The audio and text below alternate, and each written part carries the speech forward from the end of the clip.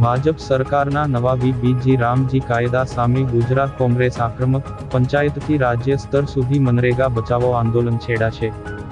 ગુજરાત પ્રદેશ કોંગ્રેસ દ્વારા ભાજપ સરકારના નવા વિકસિત ભારત ગ્રામ વીબીજી રામજી કાયદાની આકરા શબ્દોમાં નિંદા કરી તેને ગરીબ વિરોધી ગણાવવામાં આવ્યો છે।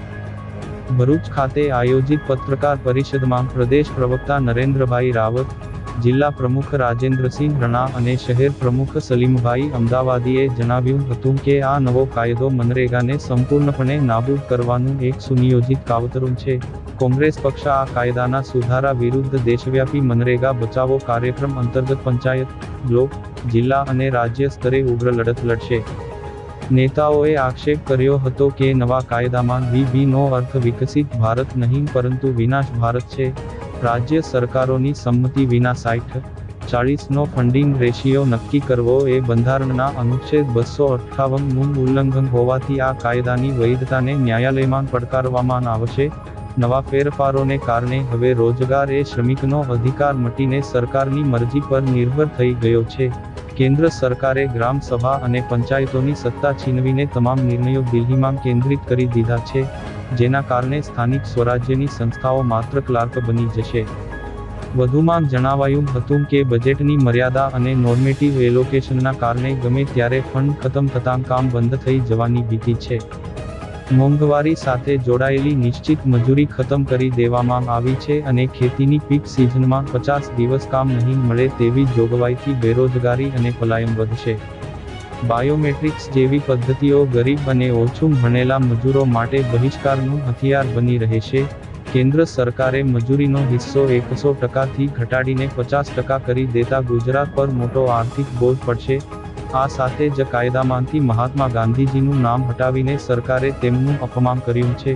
કોંગ્રેસ માંગ કરે છે કે મનરેગાના મૂળ અધિકાર આધારિત સ્વરૂપને પુનઃસ્થાપિત કરવામાં આવે અને પંચાયતી રાજનું રક્ષણ કરવામાં આવે।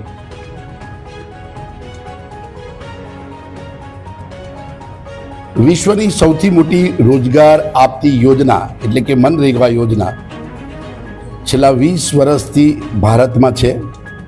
ભારતના બજેટની અંદર સૌથી વધુ ફાઇનાન્સ ફાળવવામાં આવતી હોય આ ખેતી પ્રધાન દેશની અંદર ગ્રામ્ય વિસ્તારોને ગ્રામ્યના શ્રમિકો, આદિવાસીઓ, વંચિતો અને જે લોકો રોજગાર મેળવી શકતા નથી ને જેના કારણે ગામડાઓમાંથી શહેરીકરણ તરફ લોકો આગળ જાય છે એવા લોકોને 100 દિવસની ગેરંટી યોજના, આવી મહત્વપૂર્ણ યોજના કોંગ્રેસની કેન્દ્ર સરકારે 2005માં કાયદો પસાર કરીને બનાવી હતી।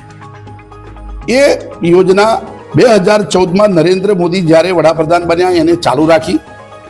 11 વર્ષ સુધી એ મનરેગા યોજના ચાલુ રહી અને એ બજેટ ફાળવણીમાં પણ ભારતીય જનતા પાર્ટીની સરકારે કોંગ્રેસ સરકારનું અનુસરી આ ચાલુ રાખ્યું।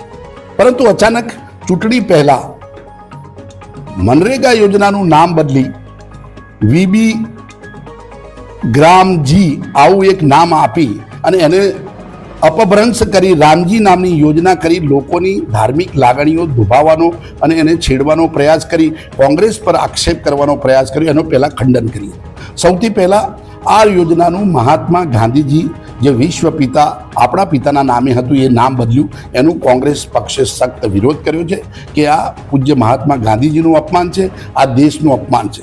એક તરફ દંભી વિચારધારા સાથે ગાંધીજી માટે સૌથી પહેલાં વાત કરતી ભારતીય જનતા પાર્ટી, બીજી તરફ આ પ્રકારે પૂજ્ય મહાત્મા ગાંધીનું નામ જે મનરેગામાંથી નીકાળ્યું છે એ બાબતનો કોંગ્રેસ પક્ષે સખ્ત વિરોધ કર્યો છે અને શરમજનક ગણાવ્યું। હવે મનરેગાની બાબતમાં કેન્દ્ર સરકારે જે સુધારા કર્યા અમે એને કાયદો બનાવ્યો અને અધિકાર આપેલો, એમ્પ્લોયમેન્ટ ગેરંટી સ્કીમ આપેલી, એની સામે વધારે દિવસના નામે એ કાયદાને નબળો કર્યો, પંચાયતી રાજને ખતમ કરવાનો પ્રયાસ કર્યો। નીચલા લેવલથી લોકો જોડાઈને જે પ્રકારે આ યોજનાની અંદર કામ કરતા હતા એની સામે સરકારીકરણ કરી એના ઉપર કંટ્રોલ કરવાનો જે પ્રયાસ કર્યો છે એનો અમારો સખ્ત વિરોધ છે। આ કાયદો રહેવો જોઈએ, એ અધિકાર રહેવો જોઈએ, એની અમારી માગણી છે। અને આ બાબતે કેન્દ્રમાં ઓલ ઇન્ડિયા કોંગ્રેસ સમિતિ દ્વારા સમગ્ર દેશની અંદર મનરેગાની બાબતમાં આંદોલન થશે।